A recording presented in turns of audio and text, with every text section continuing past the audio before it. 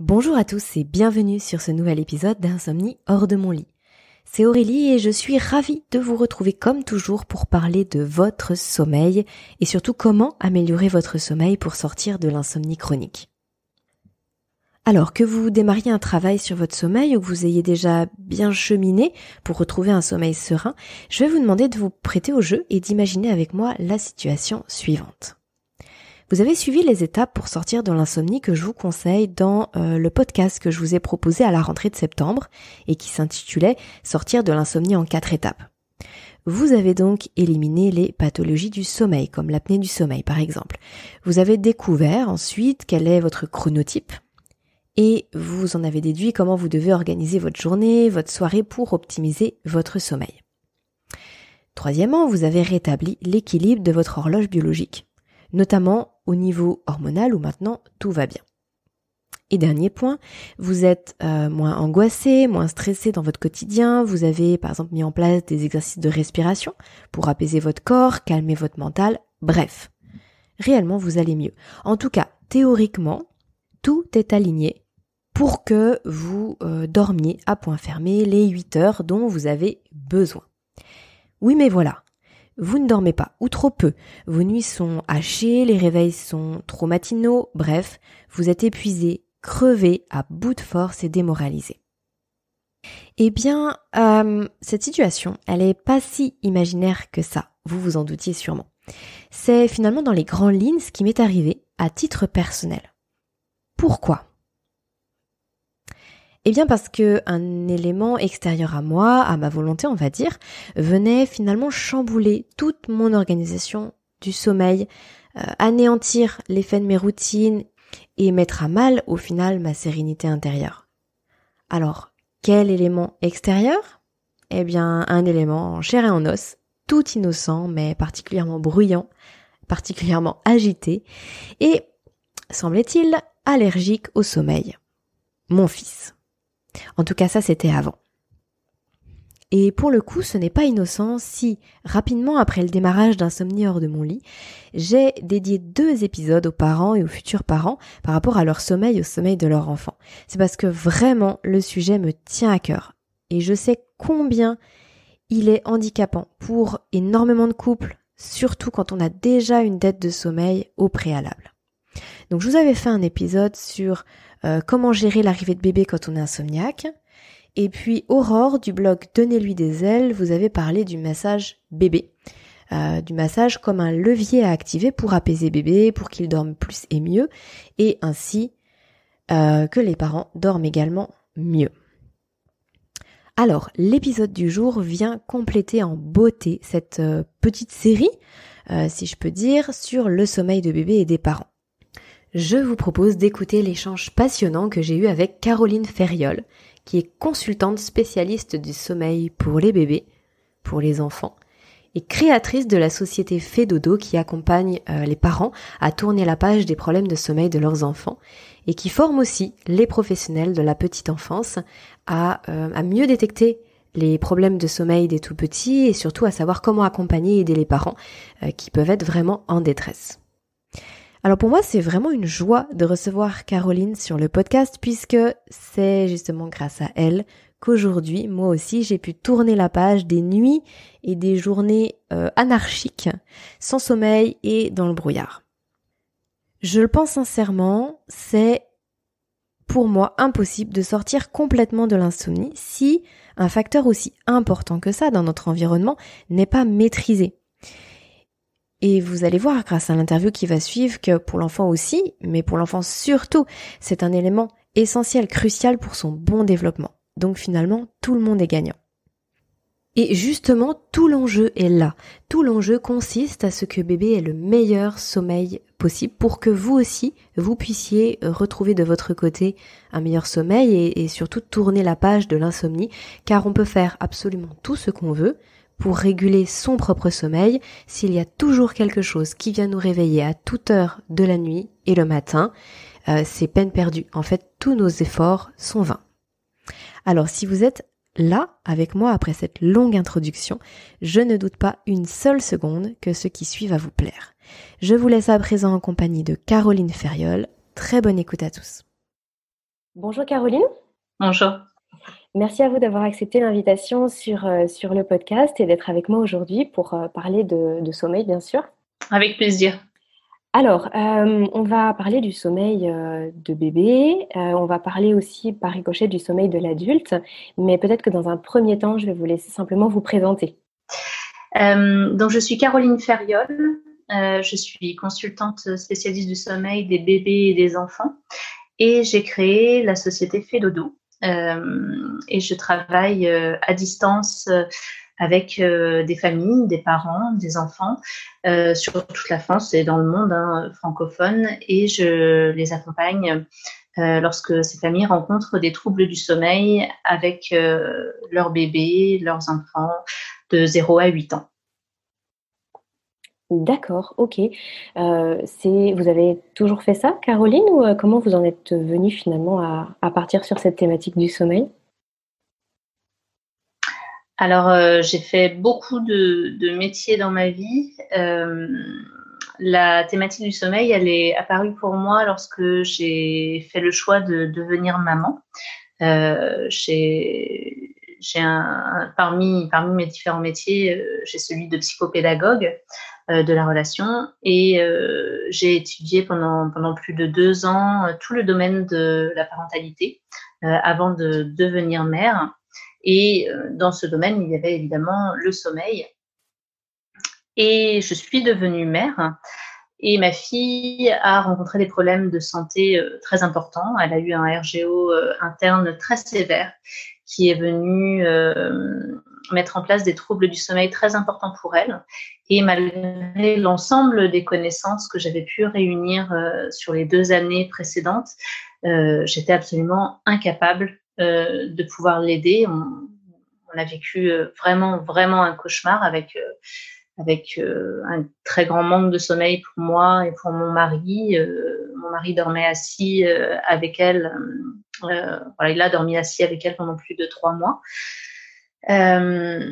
Et donc, lorsque, au niveau de son RGO interne, la douleur, enfin, voilà, la problématique de douleur, en tout cas, a été solutionnée. On avait des troubles du sommeil très importants, et je me suis tournée vers une consultante spécialiste du sommeil, une fée. Et avec elle, nous avons trouvé des solutions pour le sommeil de notre fille, et ces solutions, en plus, ont été là, dans notre cas, absolument miraculeuses, en l'espace de, je crois que c'était même une nuit, 1 ou 2 jours, notre fille est passée du surnom de night clubbeuse au surnom de marmotte. Donc, elle a retrouvé son quota de sommeil et c'est devenu un bébé à 6 mois souriant, qui ne pleurait plus du tout, qui faisait de très belles nuits de 12 heures, qui faisait ses 3 très grosses siestes dans la journée, qui avait récupéré 15 à 16 heures de sommeil par 24 heures. Et pour qui on a même pu arrêter la médication. Enfin, voilà, on a eu des résultats exceptionnels. Et ces résultats exceptionnels, pour moi, ça a été réellement, d'une part, un miracle, et en plus, c'est une vocation qui est née.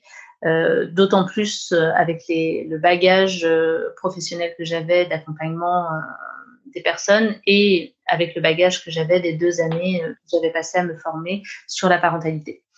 J'ai souhaité donc créer Fedodo très rapidement, et accompagner moi aussi des parents à la résolution des problématiques de sommeil pour leurs enfants.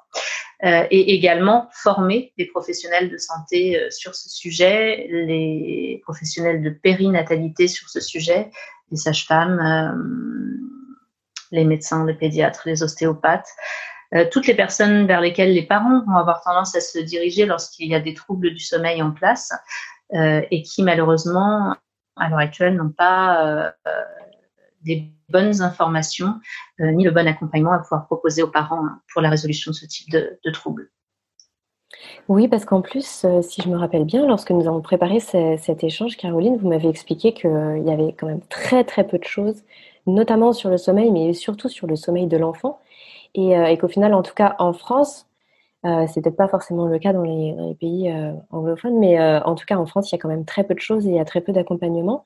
Et du coup, vous avez dû vous former, mais aller chercher les informations vraiment partout et ensuite retransmettre cette information, bien sûr, auprès des parents, mais aussi auprès des professionnels.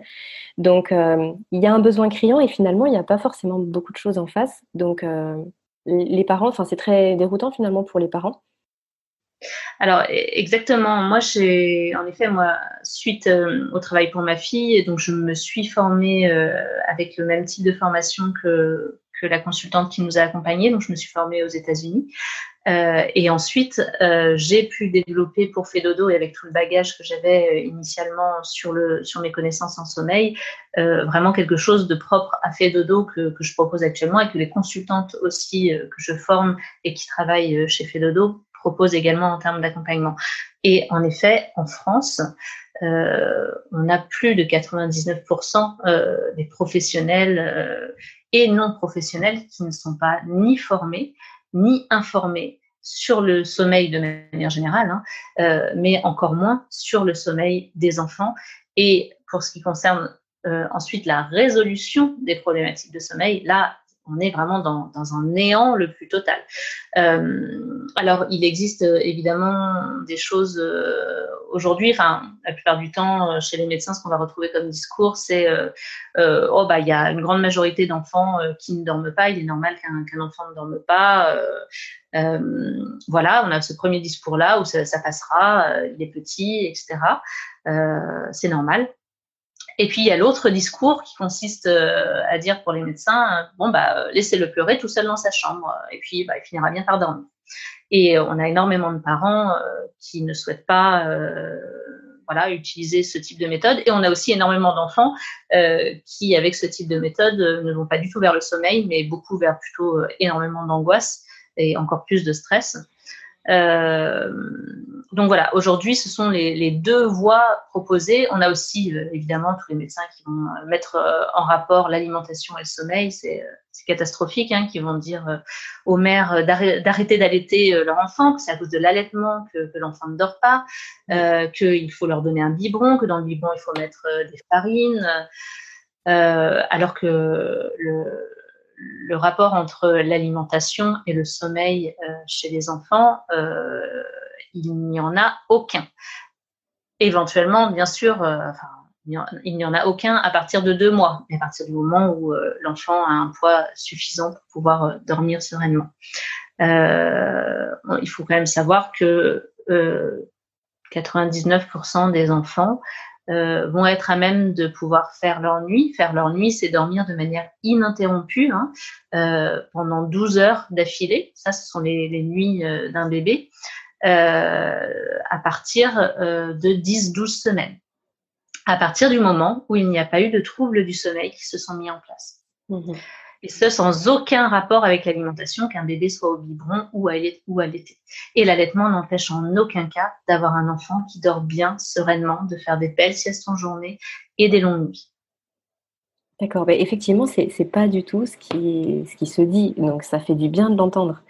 Ça fait vraiment du bien de l'entendre parce que c'est vrai qu'en plus, avec la fatigue, quand on est jeune maman, on sait pas trop, on n'a pas forcément beaucoup la force d'aller chercher beaucoup d'informations et puis de départager le vrai du faux. Et entre le médecin, le pédiatre, la consultante en lactation, enfin à peu près tout ce qu'on entend, c'est souvent le bazar. Donc ça fait du bien d'entendre ça.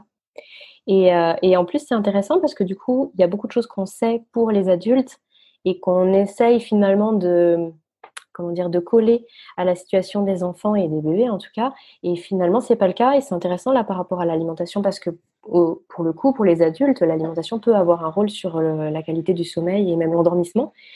Et du coup, là, c'est pas le cas pour les bébés. Donc, c'est bien en fait de le savoir. Je trouve que c'est un élément qui est super intéressant. Oui, complètement. D'autant plus que le rapport à l'alimentation, quand il est mis en rapport avec les bébés et les enfants, il est souvent mis en rapport dans le manque. Là où l'alimentation, et c'est vrai que vous en faites part dans les podcasts vis-à-vis des adultes, en effet, il a un impact. Mais on va surtout pas conseiller d'ailleurs à un adulte de manger beaucoup le soir pour bien dormir. Ah non, pas du tout. C'est l'exact inverse. Alors que tout le monde et les médecins même, hein, enfin voilà, tout le monde, la grand-mère, la cousine, la tante, tout le monde va conseiller, mais c'est parce que cet enfant, il a faim. Pour qu'il fasse une nuit complète, il faut qu'il mange, il faut bien lui donner à manger, et beaucoup le soir. Mais c'est la même erreur. Le sommeil, un bon sommeil ne vient pas avec un estomac surchargé. En aucun cas. C'est vrai, tout à fait. Tout à l'heure, Caroline, vous avez évoqué le fait que vous accompagnez les parents pour des enfants depuis tout petit, depuis la naissance en fait, jusqu'à 8 ans. J'imagine que c'est pas le même accompagnement avec les mois et les années qui passent. Comment vous fonctionnez en fait pour savoir ce qui va convenir à l'enfant, à part demander l'âge finalement? Comment ça se passe concrètement, un accompagnement avec vous? Alors, en effet, j'ai mis en place des forfaits en fonction des âges et des différentes situations. Donc, j'ai tranché en fonction des âges. Donc, on a des accompagnements 0-2 mois. On a un accompagnement aussi 3-18 mois et puis un autre 19 mois, 8 ans. Malgré tout, on est vraiment sur des forfaits tarifaires plus au niveau du temps. Un accompagnement chez Fedodo, c'est toujours un accompagnement extrêmement personnalisé. C'est-à-dire que on va d'abord proposer aux personnes de pouvoir prendre un rendez-vous gratuit de 15 minutes sur le site internet, qui se prend très facilement avec une des consultantes. C'est vraiment durant ce rendez-vous-là, ce premier rendez-vous, que la consultante va vraiment pouvoir évaluer ce qui se passe pour la famille. D'une part, évaluer si nous sommes le bon interlocuteur vis-à-vis de ce qui se passe, si nous pouvons venir accompagner la famille et trouver des solutions. Et puis, prendre aussi de notre côté vraiment l'ensemble des données et évaluer le temps nécessaire à cet accompagnement et si ça rentre bien dans le cadre du forfait. Ce qui est le cas souvent à 90-99%. Donc ensuite, on va indiquer aux parents quelle proposition d'accompagnement nous allons leur faire. Une fois que le parent va valider l'accompagnement, la consultante va lui envoyer un questionnaire très détaillé qui va reprendre pas mal de choses qui se sont dites durant le premier entretien, mais surtout qui vont permettre de vraiment baliser énormément de critères. J'ai tendance à dire qu'on vient regarder plus de 80 critères lorsqu'il y a un plan de sommeil de mis en place. Donc, à partir de ce questionnaire très détaillé, donc la consultante va mettre en place un plan de sommeil vraiment spécifique à l'enfant et à la famille et à ce qu'il se passe pour l'enfant. Ces plans de sommeil, ils font en moyenne 10-15 pages. Et ensuite, il y a un premier rendez-vous qui est mis en place. C'est un premier rendez-vous en visioconférence que l'on fait, qui dure 2 heures pour la plupart du temps, parfois 3, suivant les besoins, avec la famille. Donc, on demande aux personnes d'être assez disponibles. Idéalement, peut-être que l'enfant dorme ou qu'il soit gardé, parce que c'est une consultation qui est très importante. Durant cette consultation, la consultante va vraiment venir expliquer aux parents. On est vraiment sur... j'ai tendance à dire, on n'est pas du tout sur des méthodologies où, par miracle, je vais vous résoudre les problématiques de sommeil de votre enfant. Le but chez Fedodo, c'est de donner la compétence aux parents, réellement. Moi, en tout cas, c'est ce qui m'anime et ce qui me motive. Donc, on va vraiment prendre le temps de former et d'informer le parent sur ce qui se passe et sur l'origine du trouble du sommeil de leur enfant et la compréhension de ce trouble, la compréhension de leur enfant, la compréhension vraiment du sommeil, de la structure du sommeil de leur enfant. Et puis ensuite, dans le plan de sommeil, on va venir vraiment leur expliquer ce que l'on propose de mettre en place en fonction du trouble de l'enfant et de la relation dans la famille. Parfois, on a un papa et une maman, parfois on a juste une maman seule, parfois j'ai eu des papas seuls aussi. Et puis suivant l'âge et les besoins de l'enfant aussi, qui sont très différents et en termes d'accompagnement au sommeil et en termes de besoins en termes de sommeil. On va faire cette grosse consultation et ensuite on va accompagner la famille. Donc c'est soit 3 semaines, soit 4 semaines globalement, suivant le forfait qui a été choisi et qui est adapté en fonction de l'enfant. pour la mise en place de ce plan de sommeil. Et cet accompagnement, pour moi, il est vraiment nécessaire parce que c'est ce qui garantit la réussite de tout ça, puisqu'on n'est pas sur une méthodologie toute faite et qu'on va vraiment adapter en fonction de tout ce qu'il se passe durant toutes les semaines le plan de sommeil. Et de quelle manière on va faire ça? Sur 3 semaines, par exemple, on va avoir 6 rendez-vous téléphoniques tous les 2-3 jours avec le parent. Le parent va remplir vraiment au quotidien un tableau à distance sur tout ce qui se passe au niveau du sommeil, de l'alimentation, tout un ensemble de détails qui sont demandés et qui permettent à la consultante d'une part de suivre aussi en direct tout ce qui se passe, de pouvoir envoyer des messages aux parents en dehors même des consultations téléphoniques, et puis vraiment de faire le point lors des réunions téléphoniques pour faire évoluer le plan de sommeil et avancer tranquillement ensemble en fonction de l'enfant, de ce qui se montre et aussi des parents, et d'avoir un réel soutien aussi pour les parents, psychologique vis-à-vis de tout ce qu'il y a à vivre dans cette phase de changement ensemble. Durant ces 3 semaines, les parents... Caroline, excusez-moi, je vous coupe juste une seconde parce que du coup, vous utilisez le terme de plan de sommeil. Peut-être juste préciser pour les parents qui nous écoutent, ce qu'il y a derrière le mot plan de sommeil, c'est vraiment la feuille de route. C'est votre support, mais c'est aussi le support des parents. C'est avec ça que justement que vous aidez les parents à devenir autonomes par rapport au sommeil de leur enfant. Vous pouvez juste nous en dire 2-3 mots parce que c'est pas forcément clair ce qu'il peut y avoir derrière plan de sommeil. Oui, je comprends. Alors, le plan de sommeil, c'est un support écrit de toute la consultation qui a été faite justement pendant les 2-3 heures. Donc, dans ce plan de sommeil, il y a une explication du fonctionnement du sommeil. Il y a les quotas de sommeil qui permettent aux parents, d'ailleurs, pas que pour l'âge de leur enfant, mais d'avoir vraiment un support pour toute la suite. Et il y a l'ensemble des recommandations que la consultante va écrire vraiment en détail de tout ce qui est proposé à mettre en place durant les 3 semaines d'accompagnement. Voilà en gros ce que c'est un plan de sommeil. D'accord, donc à la fois le constat et la situation, oui, si, tout à fait. À la fois le constat de la situation, mais aussi justement les leviers à activer et tous les axes d'amélioration qu'on peut avoir en fait. C'est ça. Ok. Oui, tout à fait. Et donc, du coup, vous étiez en train de nous expliquer qu'il y avait ce suivi justement pendant les semaines, 3, 4 ou 5 semaines, ce suivi pas quotidien, mais presque en fait, c'est-à-dire que vous êtes extrêmement joignable, c'est disponible. Oui, c'est tout à fait ça. Et finalement, le suivi, il est vraiment quotidien. Alors, il y a les consultations téléphoniques qui sont des points tous les 2-3 jours, mais au quotidien, il y a bien ce tableau, et c'est même heure par heure que la consultante peut voir tout ce qu'il se passe au niveau du sommeil de l'enfant lorsqu'on est sur un bébé, même de 3 semaines, d'un mois, qui va dormir toutes les heures, toutes les demi-heures.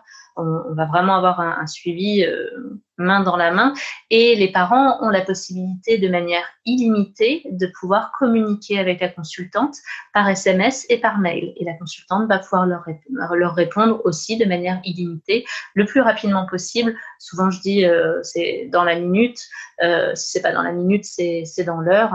Ou un petit peu plus éventuellement, mais on essaye vraiment d'être très très réactif, parce que lorsqu'un parent a une question sur le sommeil de son enfant, souvent la réponse a besoin d'être donnée immédiatement. C'est ça, oui, tout à fait.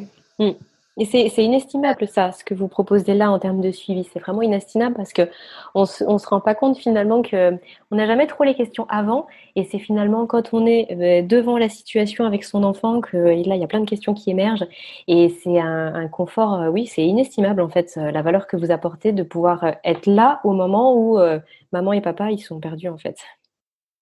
Oui, et pour moi c'était essentiel.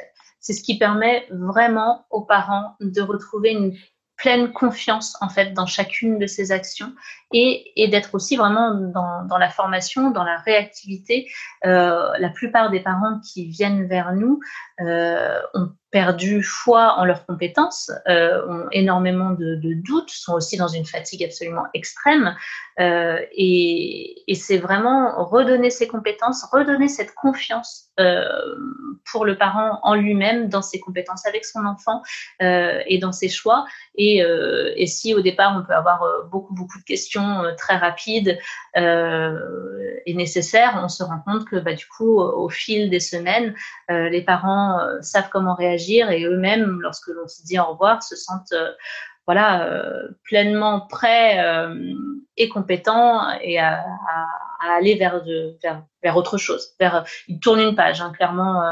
Toutes les familles que l'on accompagne ont vraiment le sentiment de tourner une page de leur vie. Oui, et puis il y a aussi quelque chose qui est, je pense, intéressant de préciser, parce que du coup, moi, Caroline, j'ai bien sûr suivi les conseils que vous m'avez donnés par rapport à mon fils, puisque j'avais des gros soucis de sommeil avec mon petit garçon. Et c'est vous qui nous avez accompagnés, donc toute la famille, pour surmonter ça. Et du coup, c'est vrai que ça me fait plaisir en plus aujourd'hui de pouvoir partager tous ces conseils, en fait, tout ce que là vous dites, et puis la façon dont vous fonctionnez, parce que j'ai vu bien sûr le bienfait sur mon fils et sur notre famille au sens large. Et il y a quelque chose qui me semblait aussi très intéressant par rapport à votre suivi, c'est que justement vous faites ce suivi, mais presque vous allez au-devant des besoins des parents. Il y a quelque chose qui m'avait marqué lorsque du coup on avait échangé toutes les deux par rapport à cette avancée du sommeil pour mon petit garçon, c'est que vous m'aviez dit, vous remplissez absolument tout dans ce fameux suivi là dont vous parliez, dans le tableau de suivi, parce qu'il y a des choses que vous n'allez pas voir, mais en fait moi je vais faire des liens. Et donc même si vous, ça vous paraît pas important, ça peut paraître important pour moi. Et donc en fait, je trouve que cette présence que vous avez, à la fois en réponse justement aux problématiques, mais aussi cette anticipation, elle permet d'avoir des résultats qui sont impressionnants au final. Et je pense que ça, vous devez l'entendre souvent. C'est sûr que c'est nécessairement une approche globale. Et le sommeil, vous en savez quelque chose, c'est quand on a plus de 80 critères, c'est forcément, on est obligé de prendre beaucoup de choses, et à la fois dans le relationnel, dans l'émotionnel, dans l'environnement, dans l'alimentation, enfin voilà, il y a vraiment énormément de choses à prendre en compte. Et à partir du moment où on va faire un accompagnement au sommeil avec les parents d'un enfant, on touche forcément à beaucoup d'autres dimensions de la parentalité. Ça, c'est certain. Et souvent, régulièrement, peut-être, on va dévier, il va y avoir des questions sur certains sujets. Et c'est aussi pour ça que la Fée Dodo, je suis en train d'essayer de faire en sorte de développer d'autres branches, hein, pour répondre justement à cette demande lorsque on va s'occuper du sommeil, et finalement vont émerger à travers le sommeil que pour l'enfant, il y a aussi des troubles de l'alimentation, il y a des troubles au niveau de la continence, ou bien des troubles au niveau de la relation dans la parentalité, parfois des enfants violents, ou beaucoup de difficultés dans la relation parent-enfant. Avec le sommeil, on va venir améliorer beaucoup de choses de ce côté-là, ça c'est certain. Et il y a une grande majorité de parents qui nous disent « mais je ne reconnais pas mon enfant, c'est extraordinaire suite à ça, que ce soit au niveau de sa santé, de son hypersensibilité, les enfants deviennent vraiment sereins, beaucoup de choses se sérénisent ». Je ne sais pas si ça se dit, mais malgré tout, il peut y avoir aussi des choses qui restent, et lorsque l'on vient accompagner sur le sommeil, on ne peut pas non plus accompagner sur tout un ensemble d'autres sujets. Et c'est pour ça que là, chez Fée Dodo, je suis en train de développer d'autres accompagnements, donc des accompagnements à la parentalité positive, puisque l'accompagnement au sommeil que l'on met en place est très en lien avec ces valeurs de parentalité positive et cette manière de penser la parentalité. J'ai construit Fée Dodo et mon accompagnement au sommeil sur ces bases-là.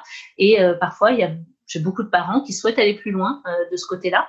Et en allant de ce côté-là, il y a beaucoup de choses qui peuvent être résolues aussi dans la relation parent-enfant, et pour avoir un quotidien toujours plus heureux, plus serein avec l'enfant, et un lien toujours préservé. On a aussi tous les troubles alimentaires également. Donc voilà, Fedodo est amené là à proposer d'autres accompagnements avec d'autres consultantes spécialisées dans l'ensemble de ces domaines-là. Et qui permettent justement d'aller plus loin au final, parce que peut-être que certains parents se disent moi mon enfant il est comme ça parce qu'il dort pas beaucoup, parce que c'est un fait finalement. Et en fait, en creusant le sommeil et en réglant les problématiques du sommeil, et ben en fait ce qui reste, c'est ce qui doit être peut-être travaillé d'une autre façon. Donc en fait ça permet d'aller plus loin et puis d'éliminer certaines pistes aussi. Donc c'est vraiment intéressant, c'est presque un point de départ en fin de compte. Oui, pour moi, c'est vraiment dans cette idée-là, c'est un point de départ. Et ça devrait l'être de toute façon. Pour moi, le sommeil, la qualité de sommeil, que ce soit pour l'enfant comme pour l'adulte, de toute façon, mais pour l'enfant d'autant plus, c'est la base, plus encore que l'alimentation.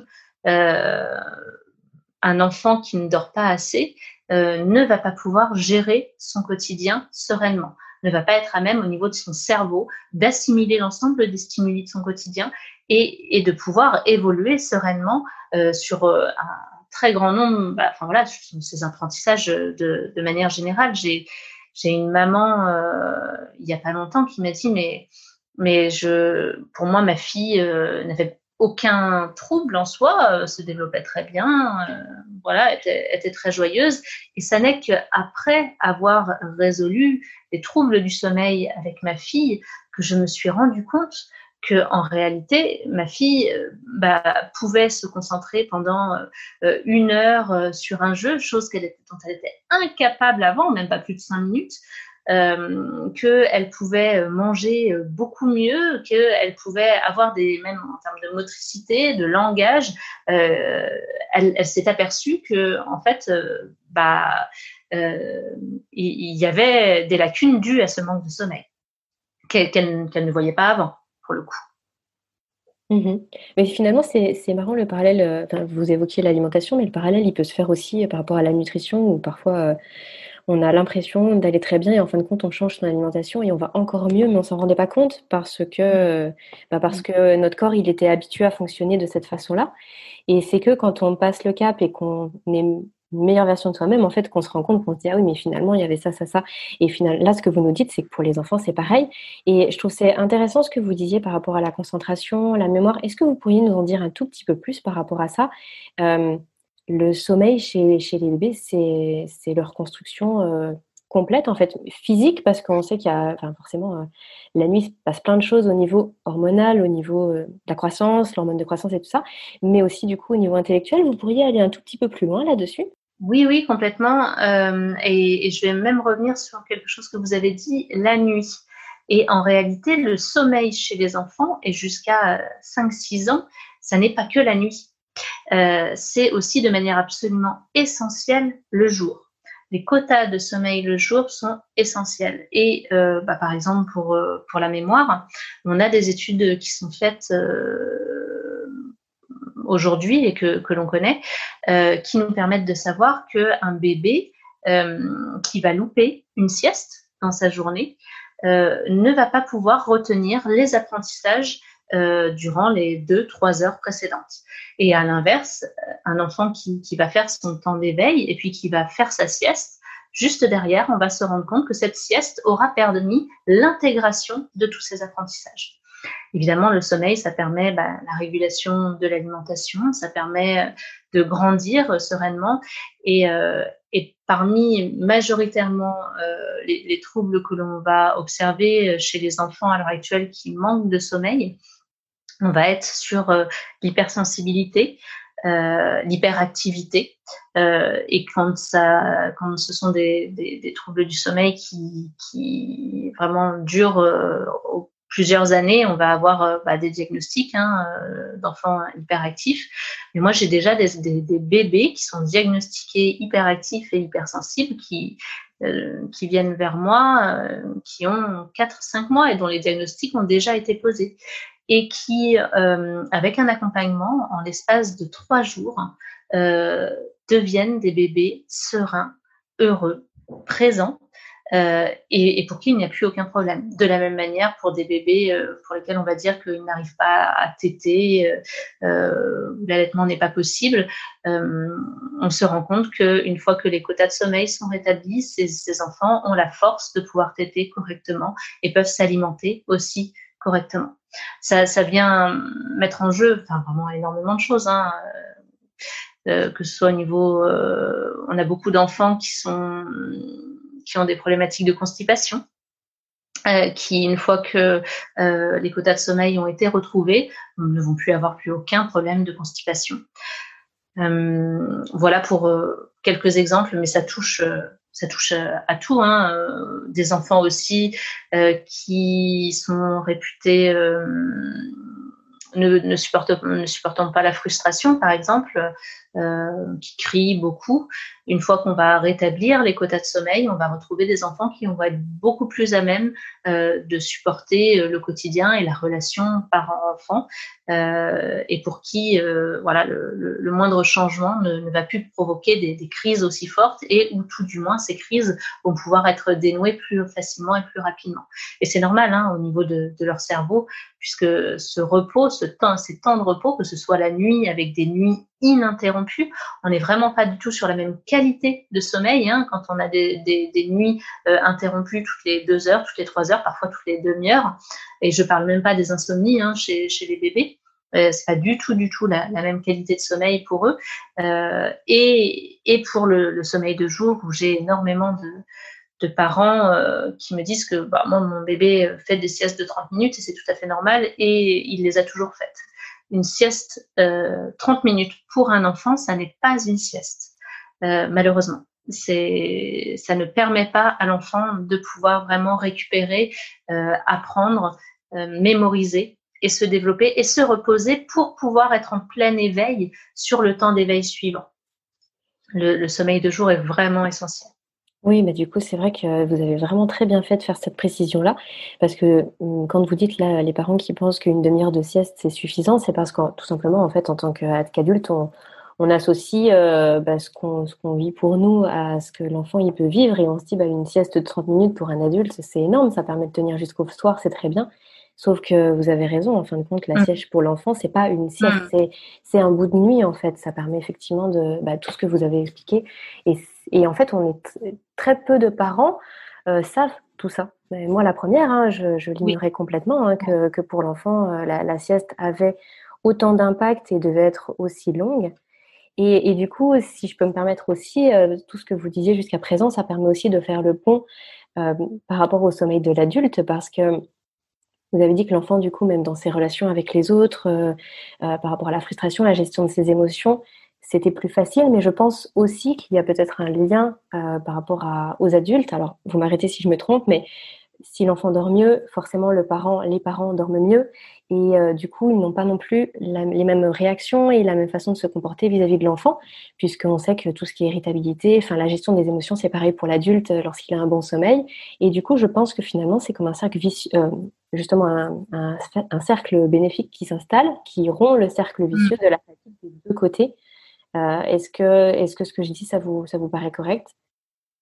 Exactement, c'est exactement ça. Des parents qui sont en manque de sommeil, en dette de sommeil, exactement comme leur enfant, ne peuvent pas gérer le quotidien avec un enfant de manière sereine, évidemment, et être les parents qu'ils souhaitent être pour leur enfant. Ça, c'est certain. Lorsqu'on est extrêmement fatigué, c'est une vraie torture, hein, le manque de sommeil, que ce soit pour l'enfant ou pour l'adulte. La relation ne peut pas être sereine, ne peut pas être agréable, ni pour l'un ni pour l'autre, puisque le parent n'a pas la faculté, au niveau de son cerveau non plus, de pouvoir gérer tout le stress et toute la fatigue qui incombe à un parent dans la gestion du quotidien d'un enfant. Et même lorsque on est un parent d'un enfant qui dort très bien et beaucoup, le quotidien est déjà très lourd à porter.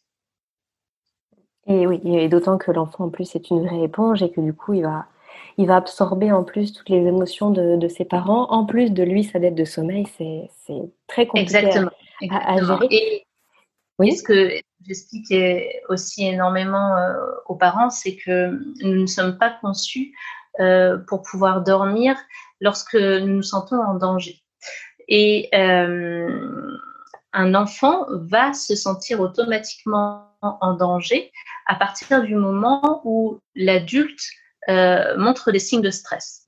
C'est normal, hein, l'enfant va vraiment communiquer au niveau émotionnel directement avec le cerveau limbique de l'adulte, et tout stress chez l'adulte va entraîner juste chez l'enfant une situation de attention, danger potentiel. Cette situation de attention, danger potentiel ne permet pas à l'enfant de pouvoir aller vers le sommeil de manière sereine, ce qui est complètement normal, puisque dans la relation parent-enfant, l'adulte est le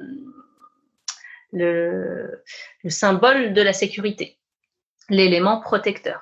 Et un parent qui ne dort pas suffisamment est un parent qui forcément va être d'autant plus stressé, et d'autant plus stressé en plus par la problématique de sommeil en place et par tout ce qui se vit au quotidien. C'est quand je parle de sérénité retrouvée par les familles, pour les familles, après un accompagnement au sommeil, c'est vraiment ça. C'est que tout le quotidien devient serein. Tout le monde dort, tout le monde peut gérer le quotidien de manière beaucoup plus sereine, et l'adulte devient serein, et l'enfant peut aussi aller vers le sommeil sereinement. Voilà, on pourrait aller beaucoup, beaucoup plus loin sur tout ça, et ça fait partie des choses que j'explique aussi en détail dans les accompagnements que je fais aux parents. Mais Bien sûr. Bah, de toute façon, on a bien compris les enjeux, les avantages pour l'enfant, et puis bien sûr pour ses parents. Enfin voilà, tout était très clair dans ce que vous avez expliqué. Mais du coup, j'ai quand même une question. Alors, quand on a un enfant qui va avoir, je sais pas, 2 ans, 3 ans, puisque vous allez jusqu'à des enfants de 8 ans, comment on se dit, bah, moi, mon enfant, ça fait 3 ans qu'il dort pas, et en 3 jours, ça va être résolu. Enfin, j'imagine qu'il y a des parents qui doivent douter, qui doivent se dire c'est pas possible, même si c'est fait dodo. Il y a le côté un petit peu magique derrière, mais on se dit comment c'est possible. Et qu'est-ce que vous répondez à ça? Alors, je pourrais avoir la tentation facile de dire lisez les témoignages. C'est simple. J'ai tendance à répondre que évidemment, c'est pas quelque chose de l'ordre du miracle. Évidemment, je ne suis pas une fée, les consultantes ne sont pas des fées, et en fait, c'est bien ça le problème. On n'est pas sur du miracle, on est sur quelque chose de tangible. Et c'est en ça que je ne peux pas dire aux parents que j'accompagne, je ne suis pas tout à fait sûre que ça va fonctionner. Oui, bien sûr, à partir du moment où on va pouvoir tout mettre en place pour que le sommeil de l'enfant puisse être favorisé dans cet accompagnement, je n'ai absolument aucun doute, et je n'ai eu aucun parent avec lesquels on n'a pas pu résoudre la problématique. Et lorsque ça se passe en 3 jours, et ça se passe souvent en 3 jours, c'est vrai, les parents peuvent se dire waouh, c'est incroyable. Mais en fait, avec la formation et les informations que je leur donne, ça leur paraît évident aussi, en fait. Ça n'a rien de mystérieux en soi, le sommeil. Et la grosse problématique qu'il y a actuellement, c'est que c'est inconnu.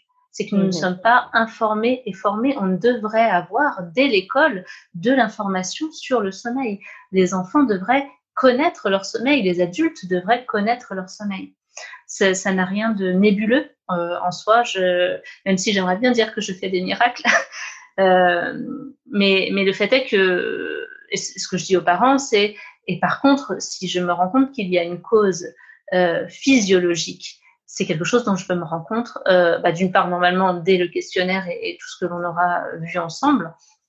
Et si je suis passée à côté de quelque chose, ce dont honnêtement je pourrais douter avec l'ensemble des balises que j'ai de mon côté, en 1 ou 2 jours, je pourrais dire aux parents, attention, là, pour moi, il faut aller aux urgences, ça n'est plus de mon ressort.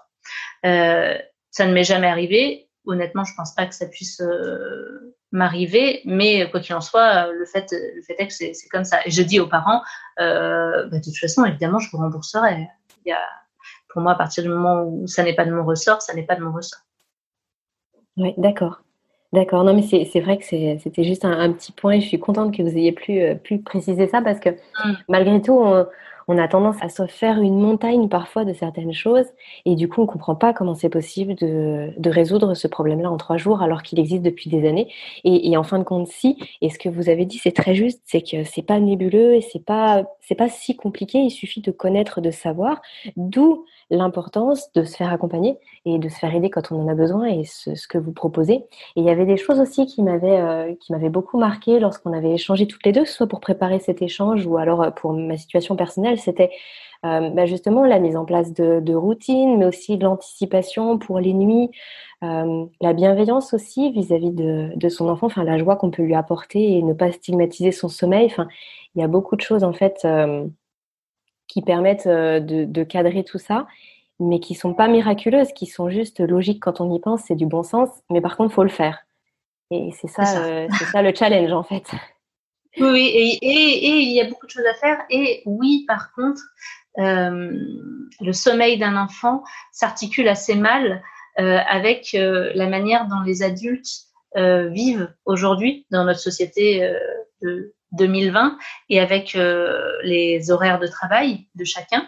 Parce que lorsque l'on sait que un enfant, l'heure de coucher, c'est 19h, qu'avant le coucher, on va avoir une demi-heure de rituel, qu'avant ça, il faut qu'il mange, et puis avant ça, il faut qu'il y ait un bain, et qu'a priori, on aimerait aussi passer un petit peu de temps avec son enfant, ça fait que si on rentre du travail à 19h, tout ça n'est pas possible. Et le respect des besoins et du rythme de l'enfant ne peuvent pas être possibles. Donc ça, par contre, oui, ça pose de vrais problèmes parfois aux parents de nos jours qui me disent mais non, moi, mon enfant ne peut pas être couché avant 22h. Mais là, par contre, il y a un problème, du coup. Ouais. Et moi, je ne peux pas venir le résoudre, ça c'est sûr. Et j'imagine que c'est la même chose pour les matins, puisque les parents qui partent à 6h30 au travail, qui doivent déposer l'enfant chez la nounou avant, donc réveiller le petit à 5h30, le petit finit sa sieste, enfin sa nuit dans la matinée. J'imagine que c'est la même chose. De la même manière, si on sait qu'un enfant a besoin de 12 heures de nuit, si on doit se réveiller, si le matin c'est 5h30, dans ces cas-là, le coucher c'est 17h30. Le soir, ça c'est quelque chose de possible, ou le matin c'est 6h30, le coucher c'est 18h30. Mais en effet, quand on va venir couper la nuit de l'enfant parce qu'on l'a couché à 21h et qu'on le réveille à 5h le lendemain matin, même s'il continue, il se rendort et continue sa nuit chez la nounou ou dans la voiture, on n'est pas du tout sur la même qualité de sommeil. Et là, nécessairement, on ne va pas retrouver pour l'enfant un rythme de vie équilibré. C'est comme pour un adulte, en fait. Aucun adulte ne penserait se coucher à 1h du matin, si on met le rapport pour un enfant, et puis se mettre son réveil à 3h du matin pour finir sa nuit dans la voiture jusqu'à 6h du matin ou dans un autre endroit, et ça tous les jours. Ça nous semblerait fou, on dirait mais non, je ne vais pas tenir le coup, mais c'est exactement la même chose pour un enfant.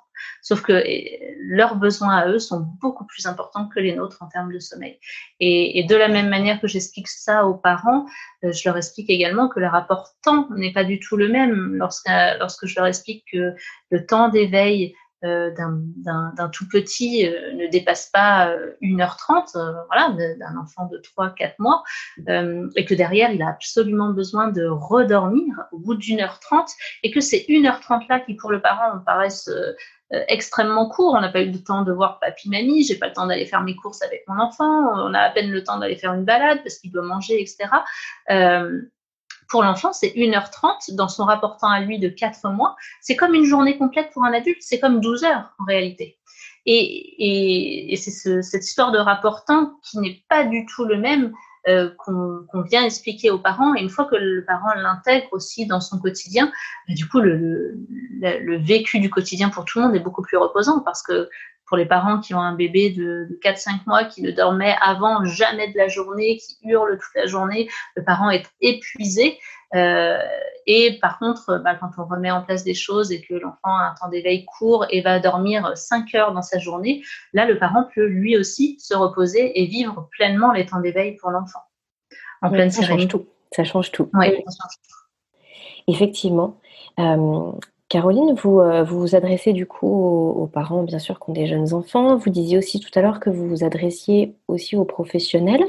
Mais du coup, c'est pas le même, enfin, c'est pas un accompagnement. Donc, en fait, vous dispensez des formations. Comment ça se passe, en fait? Quels sont les différents services, finalement, que vous proposez?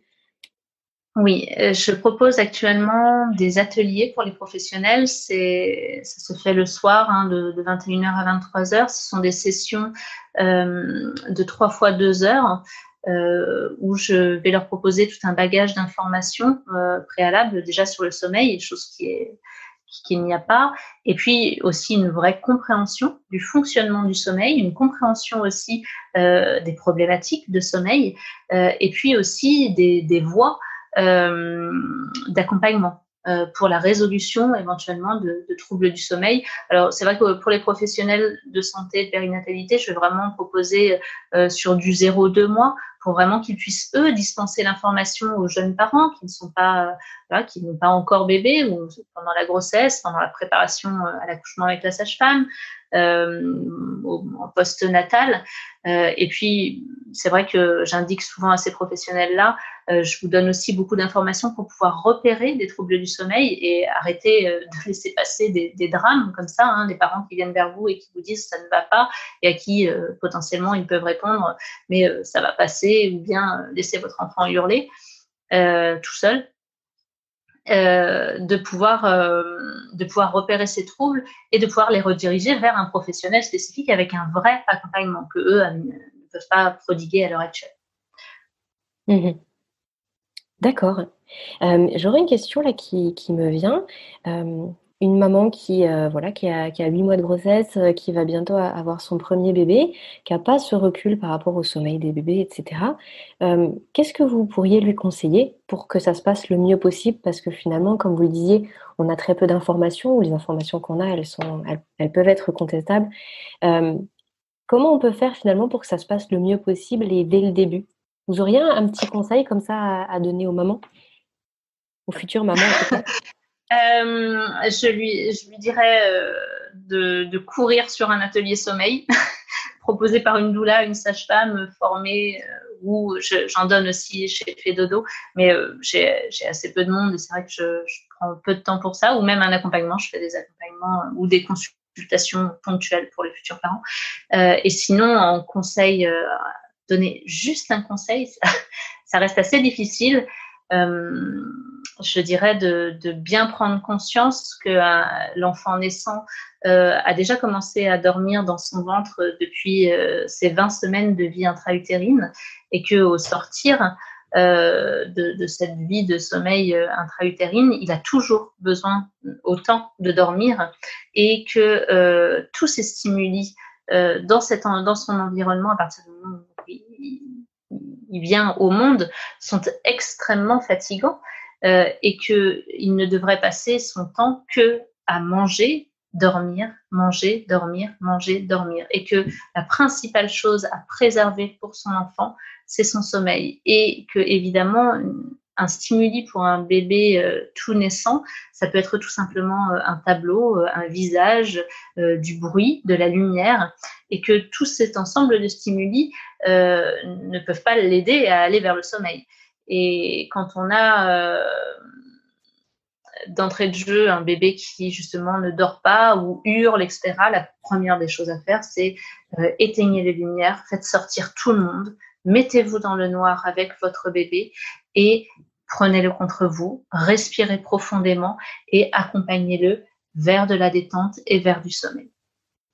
OK, bah oui, je pense que ça va parler à beaucoup de mamans et j'espère que ça parlera autant aux futures mamans, futurs papas aussi bien sûr, mais c'est souvent les mamans au tout début. Donc merci Caroline pour ce conseil. On arrive à la fin de cet échange. Est-ce que vous aviez d'autres choses à nous partager? Est-ce que vous aviez envie de nous parler d'autre chose? J'aurais envie de parler de 1000 choses. Peut-être revenir sur cette idée de l'accompagnement, parce que pour moi, c'est assez fondamental. C'est vrai que j'aurais pu... alors, j'écris un livre c'est sûr, pour pouvoir divulguer au maximum. Mais le premier chapitre de mon livre indiquera aux parents qui lisent ce livre alors qu'ils sont en plein trouble du sommeil, non pas de continuer à lire ce livre, mais d'aller se faire accompagner. Parce que lorsque l'on est en dette de sommeil profonde, que l'on est dans une situation très difficile, avoir une méthodologie, c'est bien, avoir des connaissances, c'est bien, mais être réellement soutenu jour après jour pour continuer à avancer, pour être certain de ses décisions, pour vraiment sortir de la situation, c'est essentiel. C'est vraiment essentiel. Oui, et je peux que vous rejoindre là-dessus, puisque là, les personnes qui nous écoutent, si elles me connaissent un petit peu de par les podcasts, elles savent très bien que du coup, le manque de sommeil peut mener vraiment loin, peuvent mener à la dépression, au burn-out, à des situations sociales, professionnelles, personnelles qui sont très, très compliquées. Et quand on est jeune parent, on peut très facilement tomber là-dessus, qu'on ait eu des soucis de sommeil avant ou pas. Mais bien sûr, quand on en a eu avant, c'est d'autant plus difficile parce qu'on arrive déjà avec une dette de sommeil. Et en fin de compte, la fatigue faisant, on n'a absolument pas du tout les bons réflexes pour faire face finalement à tout ça. Et puis, on doute trop et on est tellement épuisé qu'on n'a même pas la force d'aller chercher les informations. Et finalement, l'accompagnement et rien que le fait d'être pris par la main et de se dire, on fait ça, ça, ça. Et c'est vrai que je vais juste raconter une petite anecdote à titre personnel qui illustre tout à fait ce que vous disiez, à savoir que moi, quand vous m'avez accompagnée, vous m'avez dit, il faut que votre fils il soit couché 19h30 maximum.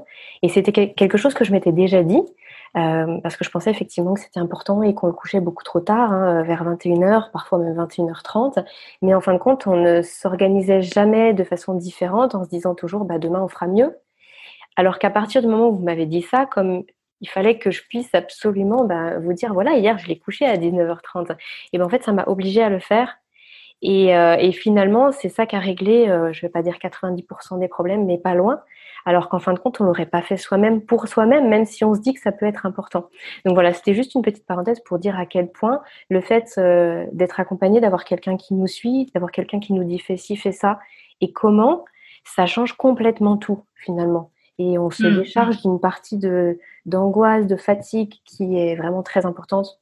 Vraiment très très importante même. Et je pense que ce discours-là, vous l'avez probablement entendu de la bouche de nombreux parents, parce que je sais que sur votre site internet, il y a énormément de témoignages qui sont même surprenants. Moi, j'avais été voir, bien sûr, et ça m'avait bluffé finalement.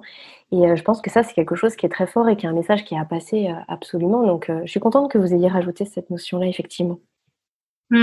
Oui, complètement. Enfin, et vous l'illustrez parfaitement. C'est exactement ça. Et voilà, pour 1000 raisons. Et ce que j'aimerais dire aux parents, vous aurez tout le temps, une fois que vous dormirez, que vous aurez vos soirées tranquilles, de lire des livres sur le sommeil et sur le sommeil des enfants, complètement. Et il faut le faire, je pense, parce que il y aura toujours des situations un petit peu difficiles, mais vous aurez le cerveau disponible pour gérer ça et pour gérer, pour assimiler ces informations et les vivre tranquillement. Mais lorsqu'on est en plein dans la problématique, chercher à la résoudre seul, il y a certains parents qui y arrivent, bien sûr, mais être accompagné, ça n'a pas de prix. Tout à fait. Alors du coup, pour finir là-dessus, Caroline, les gens qui souhaitent se faire accompagner par vous, vous avez dit qu'il y avait la possibilité de prendre un rendez-vous gratuit de 15 minutes. Vous pouvez simplement nous redire comment on vous trouve, sur quel réseau vous êtes peut-être aussi, et puis juste la démarche des parents qui veulent vous contacter. Oui, complètement. Alors c'est très simple, il suffit d'aller sur le site www.fedodo.fr, fait dodo comme une fée, puis dodo comme dodo. Et sur ce site, il vous suffit d'aller sur prendre rendez-vous. Vous avez les calendriers, mon calendrier de disponibilité, le calendrier de disponibilité d'Élise Placiard, et puis à venir des autres consultantes que je suis en train de former. Et vous prenez votre rendez-vous gratuit de 15 minutes, vous rentrez les informations et puis la consultante vous appellera pour le rendez-vous. Je suis aussi présente, en effet, c'est important, ça peut être intéressant pour pas mal de parents, sur Instagram. Je crois que ça doit être Fait Dodo, consultante sommeil. Je connais plus bien, mais j'essaye sur Instagram de mettre pas mal de petites infos, des articles aussi, qui sont pour les parents qui ont fait un accompagnement ou qui n'en ont pas fait, ça peut souvent éclairer. Il y a aussi la page Facebook, c'est Fait Dodo aussi. Je pense que sur Google, vous avez aussi beaucoup de témoignages, des avis. Ça peut inspirer ce que je dis aux parents.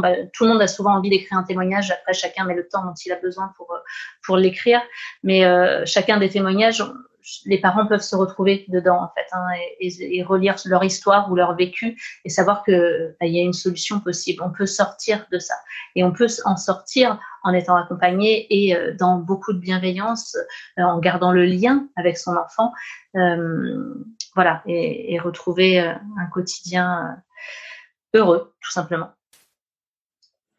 Le vrai quotidien que tous les parents devraient avoir. C'est ça, et puis pour les enfants, un bon développement et un quotidien heureux pour les enfants aussi, effectivement, comme vous nous l'avez très justement illustré tout au long de cet échange. Caroline, merci beaucoup. C'est vrai que c'est un sujet qui est sans fin et j'avoue que je pourrais en discuter tout l'après-midi avec vous, puisque là, il est début d'après-midi quand on enregistre cette interview. Mais je pense qu'on a vu beaucoup de choses aujourd'hui. Et puis après, les parents qui veulent aller plus loin, ils savent où vous trouver. Bien sûr, je vais mettre tous les liens que vous avez cités dans la description du podcast. Et puis, comme ça, chacun pourra aller voir un petit peu le contenu de ce que vous faites. En tout cas, prendre contact avec vous si besoin. Merci beaucoup, Caroline. Et puis, je vous souhaite une bonne continuation. Merci beaucoup, Aurélie, et merci de diffuser ces informations là aussi. J'écoute votre podcast, donc ça me passionne aussi. Donc merci pour tout ce que vous faites également. Merci beaucoup, Caroline. Au revoir, à bientôt. Au revoir. Voilà, j'espère que cet épisode vous a plu et vous aidera à cheminer vers un sommeil plus serein. Si vous souhaitez soutenir le podcast, vous pouvez soit partager cet épisode à vos proches ou simplement le noter en mettant 5 petites étoiles sur Apple Podcast principalement. C'est ce qui permet à Insomnieur de mon lit d'être de plus en plus vu et connu au fil des mois.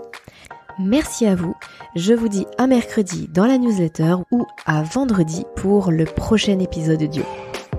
Prenez bien soin de vous.